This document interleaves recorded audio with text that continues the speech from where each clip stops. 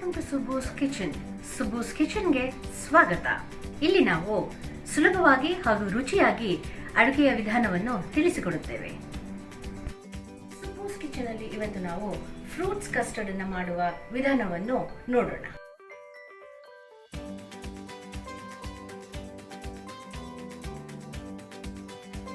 ಬೇಕಾಗುವ ಸಾಮಗ್ರಿಗಳು 6 ತರದ ಹಣ್ಣುಗಳನ್ನು ತಗೊಂಡಿದ್ದೀನಿ.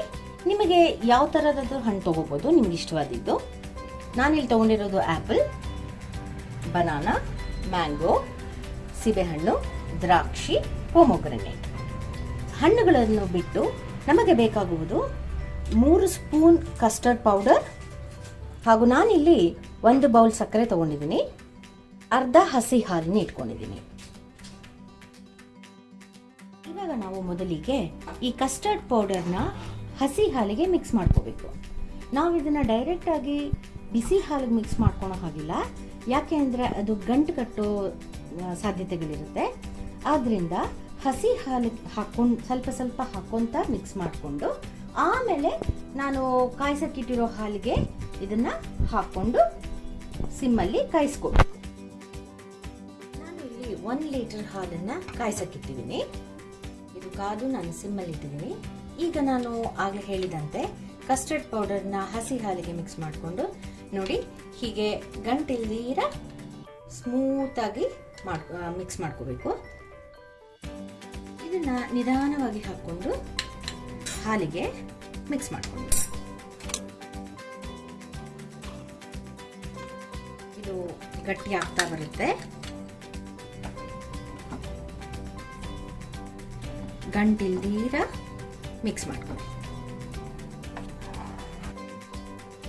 ಕಸ್ಟರ್ಡ್ ಪೌಡರನ್ನ ಮಿಕ್ಸ್ ಮಾಡಾದ ಮೇಲೆ ಸಕ್ಕರೆ ಇಟ್ಕೊಂಡಿದ್ವಲ್ಲ 1 ಬೌಲು, ಅದನ್ನು ಹಾಕೊಳ್ಳೋಣ. ಇಲ್ಲಿ ನಾನು 8 ಸ್ಪೂನ್ ಸಕ್ಕರೆ ತಗೊಂಡಿದ್ದೀನಿ. ನಿಮ್ಮ ರುಚಿಗೆ ತಕ್ಕಂತೆ ನೀವು ಇದನ್ನ ಬದಲಾಯಿಸ್ಕೋಬಹುದು. ಈಗ ನಾನು 1 ನಿಮಿಷದಿಂದ ಇದನ್ನ ಸಿಮ್ಮಲ್ಲಿ ಇಟ್ಟಿದ್ದೀನಿ. ಆಗ್ಲೇ ನೋಡಿ ಸ್ವಲ್ಪ ಗಟ್ಟಿ ಆಗ್ತಾ ಬರ್ತಾ ಇದೆ. ಇದು ಇನ್ನೂ ಚೂರು ಗಟ್ಟಿ ಆಗಬೇಕು. ಮತ್ತೆ ಕೈ ಆಡಿಸ್ತಾನೆ ಇರಿ, ಸಿಮ್ಮಲ್ಲೇ ಇರಲಿ ಗ್ಯಾಸು. 5 ನಿಮಿಷ ಇಡಿ ಸಿಮ್ಮಲ್ಲೇನೆ. ಈಗ 5 ನಿಮಿಷ ಆಗಿದೆ ನೋಡಿ, ಇಷ್ಟು ಥಿಕ್ನೆಸ್ ಬಂದಿದೆ ಹಾಲಲ್ಲಿ. ಈಗ ನಾವು ಗ್ಯಾಸ್ ಆಫ್ ಮಾಡೋಣ.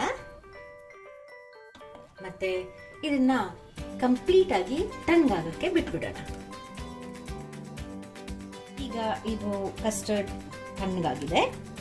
ಈಗ ನಾವು ಎಲ್ಲ ಹಣ್ಣುಗಳನ್ನು ಹೆಚ್ಚಿಟ್ಕೊಂಡಿರೋ ಹಣ್ಣುಗಳನ್ನೆಲ್ಲ ಇದಕ್ಕೆ ಹಾಕಿ ಮಿಕ್ಸ್ ಮಾಡೋಣ.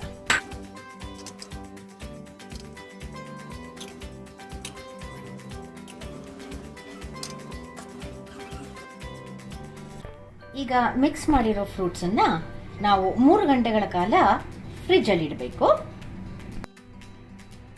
3 ಗಂಟೆಗಳ ಕಾಲ ಆಗಿದೆ, ನಾನು ಫ್ರಿಜ್ ಇಂದ ತೆಗೆದಿದ್ದೀನಿ. ಈಗ ಫ್ರೂಟ್ ಕಸ್ಟರ್ಡ್ ತಿನ್ನಕ್ಕೆ ರೆಡಿ ಇದೆ. ಇವತ್ತು ಮಾಡಿರೋ ಫ್ರೂಟ್ ಕಸ್ಟರ್ಡ್ ನಿಮಗೆ ಇಷ್ಟ ಆದಲ್ಲಿ ಲೈಕ್, ಸಬ್ಸ್ಕ್ರೈಬ್ ಹಾಗೂ ಬೆಲ್ ಐಕನ್ ಒತ್ತಿ, ಮತ್ತೆ ನಿಮ್ಮ ಸ್ನೇಹಿತರಿಗೆ ಶೇರ್ ಮಾಡಿ.